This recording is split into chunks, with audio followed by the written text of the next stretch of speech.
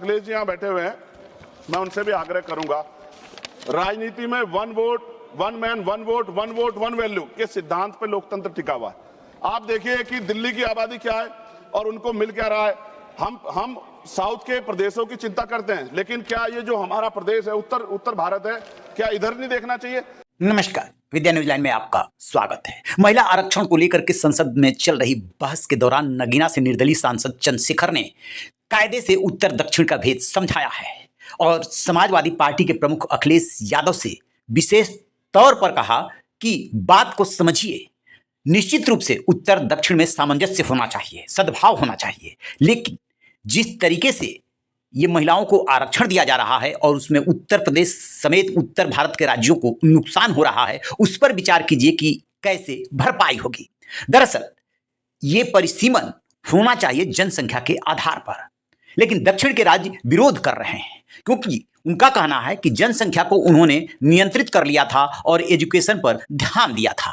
ये उनका minus point नहीं, प्लस पॉइंट है, लिहाजा ऐसा ना हो कि उनका वेटेज संसद में घट जाए।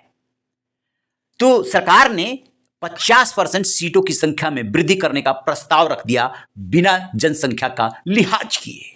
वही चंद्रशेखर मुद्दा उठा रहे हैं कि आबादी के लिहाज से यदि 2011 की जनगणना ही देखी जाए तो यूपी को 20 सीटों का नुकसान हो रहा है। अभी 80 सीटें हैं, मिल रही है 120 सीटें, जबकि कायदे से मिलनी चाहिए 140 सीटें। सुनिए चंद्रशेखर ने क्या कहा। अगर हम लोग करीब से देखेंगे अखिलेश जी, तो 2011 की जनगणना के अनुसार ये समझिए कि उत्तर प्रदेश की आबादी 20 करोड़ थी उस समय, और 20 करोड़ का मतलब हमें आज 140 सीटें मिलनी चाहिए। राजस्थान के साथ भी छल हो रहा है, मध्य प्रदेश के साथ भी, बिहार छत्तीसगढ़ के साथ भी, हरियाणा के साथ भी, पंजाब के साथ भी। मेरी ये मांग है कि हम राजनीतिक भाईचारा निभाते हुए ये ना भूल जाए कि हमारे प्रदेशों के क्या हाल है। आप समझ के देखिए, एक एमपी कितने क्षेत्रों को कवर कर सकता है, इतनी बड़ी बड़ी लोकसभाएं बनी है।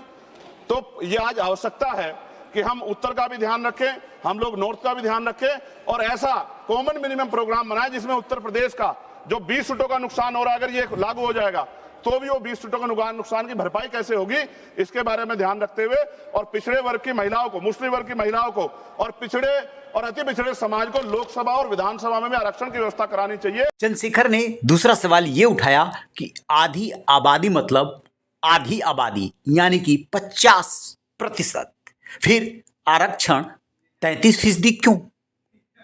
मेरी तो सरकार से मांग है कि आधी आबादी 50% 33% की, उनको बढ़ा के 51% कर देना चाहिए। जब बराबरी महिलाओं को तो सदियों से नहीं मिला, जो वो बढ़ के मिलना चाहिए। सरकार की और हाउस की ये मंशा होनी चाहिए।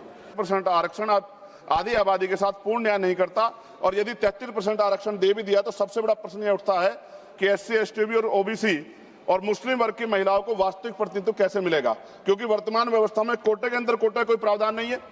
इसका सीधा अर्थ यह है कि आरक्षण उन वर्गों तक सीमित रह सकता है जिनके पास पहले से ही सामाजिक, आर्थिक और राजनीतिक संसाधनों तक पहुंच है। ऐसे में दलित, आदिवासी, पिछड़े और मुस्लिम वर्ग की महिलाओं जो सबसे अधिक वंचित है, वो हाशिए पर रह जाएंगी, फिर से प्रतिनिधित्व से बाहर रह जाएंगी। ये न केवल महिलाओं के अधिकारों के साथ अन्याय है, बल्कि सामाजिक न्याय की अवधारणा के भी खिलाफ। आज जरूरत है केवल आरक्षण देने की नहीं, बल्कि न्यायपूर्ण और समावेशी आरक्षण सुनिश्चित करने की है। आप तो कोटे में उपवर्गीकरण यानी कि कोटे के अंदर कोटे की बात करने वाले हैं, तो महिला आरक्षण में इसे लागू करने के पीछे आप लोग क्यों रह गए? क्योंकि जब तक सबसे वंचित महिलाओं को उनका हक नहीं मिलेगा, तब तक कोई भी आरक्षण अधूरा ही रहेगा। ये लड़ाई केवल आरक्षण की नहीं, ये लड़ाई बराबरी, सम्मान और असली लोकतंत्र की है। सभापति जी, मैं इस सदन के माध्यम से हो रही चर्चा के बीच एक मूलभूत प्रश्न उठाना चाहता हूं। सामाजिक न्याय की वास्तविक स्थापना कैसे होगी? हम सब जानते हैं कि बाबा साहब अम्बेडकर ने दलितों और वंचितों समाज के राजनीतिक सशक्तिकरण के लिए पृथक निर्वाचन की मांग की थी। उसका स्पष्ट मत था कि जब तक दलित समाज में को अपने प्रतिनिधि स्वयं चुनने का अधिकार नहीं मिलेगा, तब तक उनका वास्तविक सशक्तिकरण संभव नहीं है। लेकिन परिस्थितिवश पूना पैक्ट के कारण ये मांग अधूरी रह गई, क्योंकि गांधी जी अनशन पर बैठ गए थे। मैं इतिहास को नहीं दोहराना चाहता, लेकिन उस समझौते ने दलितों को आरक्षण तो दिया, लेकिन स्वतंत्र राजनीतिक आवाज छीन ली।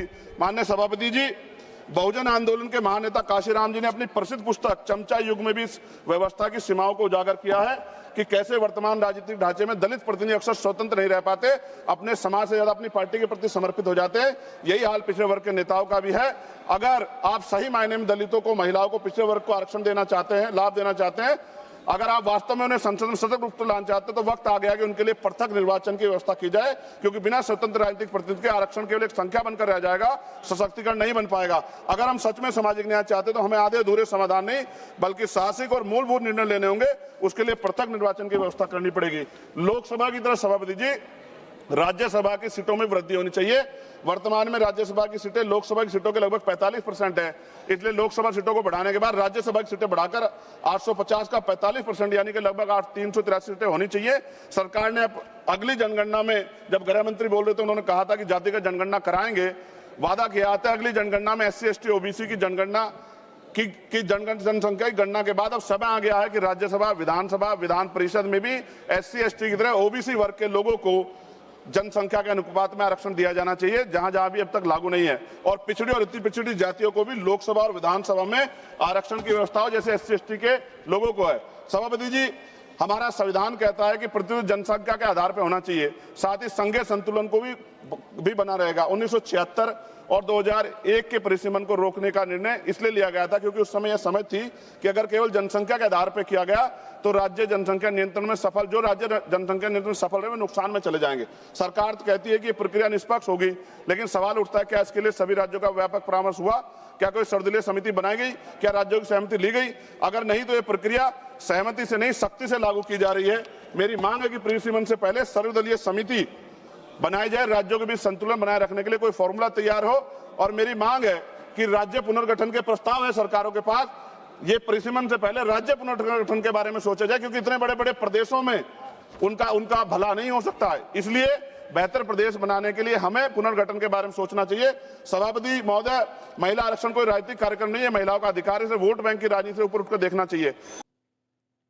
नगीना से सांसद चंद्रशेखर यहीं नहीं रुके, उन्होंने SC ST OBC और मुस्लिम महिलाओं का भी मुद्दा उठाया, उनके लिए भी आरक्षण की मांग की। फिर वो वाकया भी बताया कि कैसे जो बाबा साहब अंबेडकर थे वो SC ST के लिए कुछ अलग व्यवस्था चाहते थे, जिसको लेकर के महात्मा गांधी ने कर दिया अनशन और फिर वो वहीं पर मामला दब गया। जरूरत है जो वंचित हैं, शोषित हैं, पिछड़े हैं, उनका हक देने की। जिस दौरान चंद्रशेखर संबोधित कर रहे थे, अखिलेश यादव उन्हें बहुत ध्यान से सुन रहे थे क्योंकि उन्होंने उनका बार बार नाम लिया। आपकी क्या राय है कमेंट बॉक्स में जरूर बताइएगा। Thank you.